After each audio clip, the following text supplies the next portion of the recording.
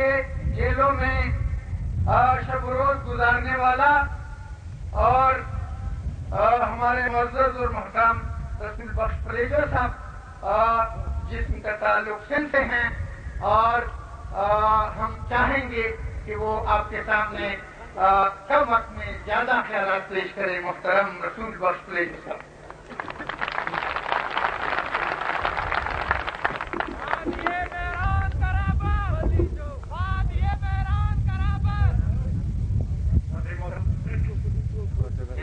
تشریف رکھنے والے ہمارا نہیں بنتا، ہمارے کرم فرماؤ رہبروں، ساتھیوں، بھائیوں، لگا دیا بھائی۔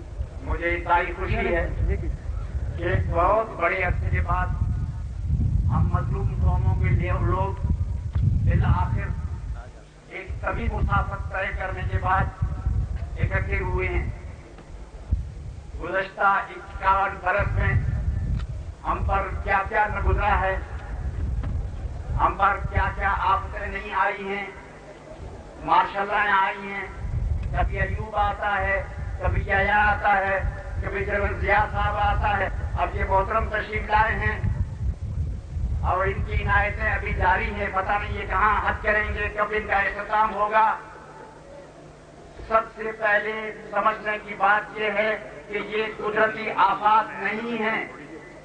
ہمارے مقدروں میں یہ لکھا ہوا نہیں ہے کہ لازمی طور پر ہمیں غلام بن کر رہنا ہے۔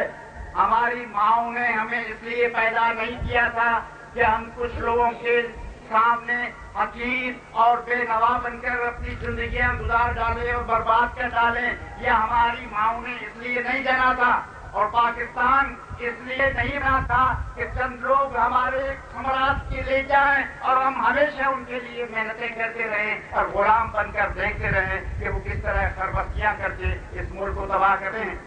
اس بات پر غور کرنا چاہیے کہ پاکستان کیوں بنا۔ پاکستان قرآن شریف میں لکھا ہوا نہیں تھا کہ پاکستان ضرور بننا ہے۔ کچھ لوگ کہتے ہیں جب محمد بن قاسم آیا تو پاکستان کو بننا لازمی ہو گیا۔ محمد بن قاسم تو بہت جگہ اسپین بھی کہتے ہیں، لیکن وہاں پاکستان نہیں ہے۔ پاکستان کیوں بنا؟ اس کی بنیادی وجہ ایک کہ ہندوستان میں ہندو زیادہ تھے، مسلمان تھوڑے تھے، اور مسلمانوں کا خیال تھا کہ جو ہندو زیادہ ہیں، اکثریت میں ہیں، بھاری اکثریت میں ہیں، وہ ہمارے ساتھ انصاف نہیں کریں گے۔ بڑی کوششیں ہوئی کہ ہندو اور مسلمان کا اختلاف دور ہو۔ جنہوں نے بہت بڑی کوشش کی، مسلمان لیڈروں نے بڑی کوشش کی کہ ہماری ایک مشترکہ ہندوستان کی حکومت ہو، کیونکہ اگر ہندوستان کی ایک واحد حکومت ہوتی تو آج ہندوستان دنیا کے پہلی درجے سے سب کا بڑی طاقت ہوتا اور اتنی ہم چھوٹی سی حکومت نہ ہوتے۔ دنیا میں کہیں نہیں لکھا کہ ایک ملک میں ایک سے زائد مذہبوں کے لوگ، قوموں کے لوگ حکومت میں شامل نہیں ہو سکتے۔ یہ بھی نہیں لکھا کہ مسلمان کی ذاتی طور پر الگ حکومت ہونی چاہیے، عیسائی کا الگ ہوگی، نہیں۔ لیکن مسلمان لوگ جہاں 10 کروڑ تھے، ان کو یقین ہو گیا کہ یہ ہمارے ساتھ انصاف نہیں کرے، تو تقسیم ہو۔ پاکستان بنا، بنگالی اکثریت پہ تھے، ہماری پنجابی بھائیوں نے کہا یہ اکثریت پہ ہیں، ہمیں بالکل زبردستی کریں گے تو ہمیں پیرٹی سے ملنی چاہیے، آدھا آدھا۔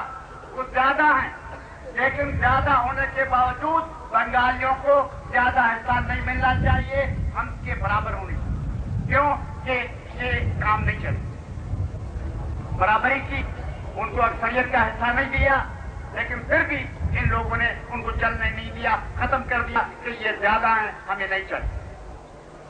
آج صورتحال کیا ہے؟ آج یہ ہے کہ ہم تینوں صوبے مل کے 10 برسوں سے چلا رہے ہیں کہ کالا باغ ڈیم بھائی نہیں چاہیے۔ روز پوچھتے ہیں کہ جی اتفاق رائے کریں گے، ہم کہتے ہیں بھائی اتفاق رائے سے فیصلہ ہو گیا، نہیں چاہیے۔ وہ کہتے ہیں جی انشاءاللہ آپ اطمینان رکھیں، انشاءاللہ اتفاق رائے۔ ارے بھائی نہیں چاہیے تمہاری انشاءاللہ، ہم نے فیصلہ کر دیا ہے، نہیں چاہیے۔ وہ کہتے ہیں انشاءاللہ بھائی وہ کر کے، وہ انشاءاللہ ان کی نہیں جاتی۔ کیا ہوا نتیجہ کہ ہم تینوں ایک طرف، وہ ایک طرف ہمارے پنجابی حکمران بھائی، ہماری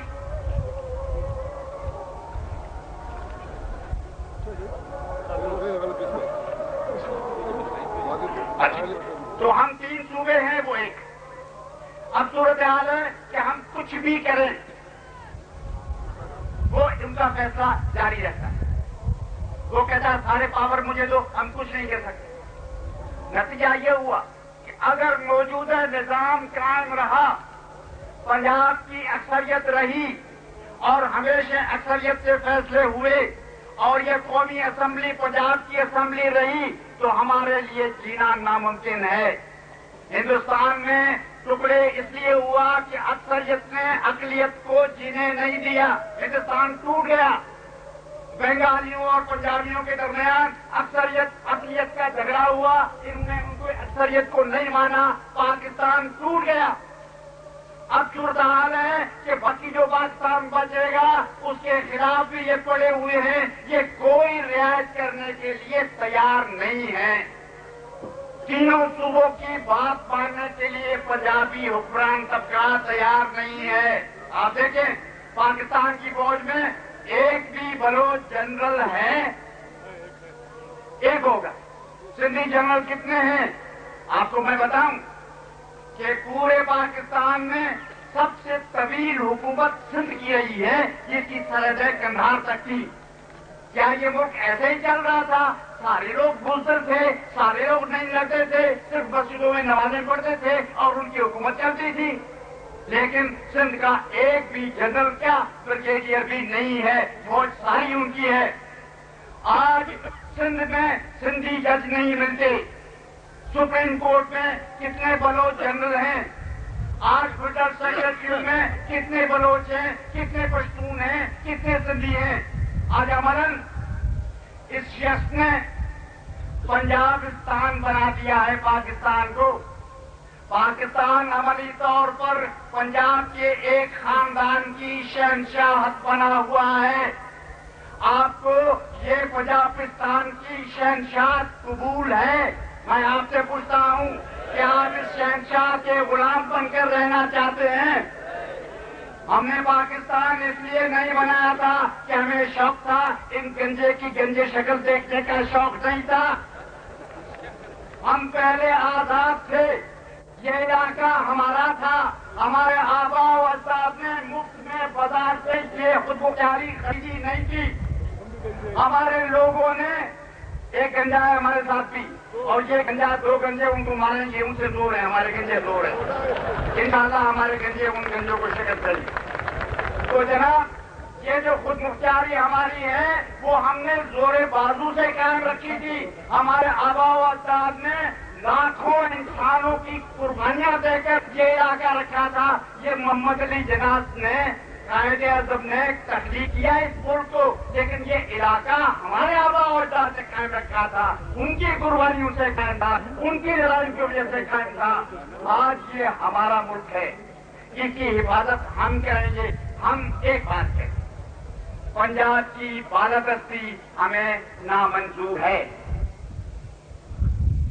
پنجاب کے فیصلے کو ہم خدائی فرمان سمجھ کر ماننے سے انکاری ہیں. ہم نے 51 برس پنجاب کی بالادستی کو دیکھا. انہوں نے آدھا ملک تو 25 برس میں ختم کر دیا. اب دیوالا بنا دیا ہے، اب کھانے کے لیے نہیں ہے. نتیجہ کیا ہے؟ ثابت ہو گیا کہ پنجابی حکمران حکومت کرنے کے اہل لائق نہیں ہیں، یہ نالائق ہیں. یہ پاکستان کے دوست نہیں ہیں، یہ پاکستان کے دشمن ہیں. انہوں نے پاکستان کو 15 دن کے پاکستان بننے کے بعد بیچ دیا تھا. تاریخ میں لکھا ہوا ہے، ریکارڈ ہے. پنجابی حکمران پاکستان کا صحیح حکمران نہیں ہے، یہ اس کا گماشتہ ہے، یہ سامراج کا ایجنٹ ہے، یہ اس کا دلال ہے. اس لیے اس نے ملک کو بیچ کر یہ ملک کا دیوالا بنا دیا ہے. اب اس دلال کو حکومت کرنے دینا نہیں ہے. ہم کہتے ہیں سب ہم بھائی ہیں، ہمیں ایک جیسا حصہ ملنا چاہیے پاکستان میں. آپ کو یہ بات منظور ہے کہ برابر سب کا حصہ ہونا چاہیے، صرف پنجاب کا 12-10 حصہ نہیں ہونا چاہیے. پاکستان میں صرف پنجابی حکمرانوں کے فیصلے نہیں ہونے چاہیے. اگر آپ اور ہم اکٹھے ہوں گے تو عنقریب ہماری یہ جدوجہد لمبی ہو. سبھی لوگ فوری فیصلے کی توقع نہ کریں. اس سے مشکلاتیں آئیں گی، رندقیں پڑیں گی، قربانیاں دینے ہوں گی. آپ کو اور ہم کو ایک بن کر ادھر سے ادھر تک، چند تک، سمندر تک ایک ہو کے، ایک قوت ہو کے، مشترکہ قوت ہو کے فتح حاصل کرنے تک جدوجہد کرنی ہوگی.